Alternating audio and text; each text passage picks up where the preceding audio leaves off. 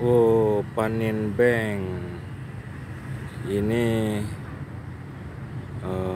pamflet Panin Bank sudah dicopot. Berarti Bank Panin di samping Masjid Raya sudah resmi ditutup ini. Nah, kita lihat orang kerja sedang bekerja ini. Tapi kemarin itu ada tulisan Panin Bank yang besar, sekarang sudah tidak ada lagi. Saya nggak tahu kapan dicopotnya ini. Begitu saya lihat, saya rekam video ini. Ini Masjid Rayanya.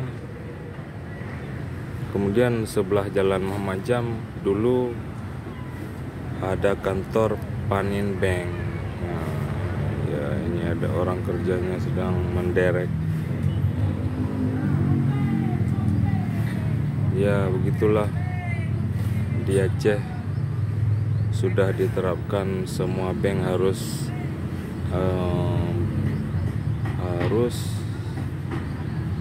syar'i.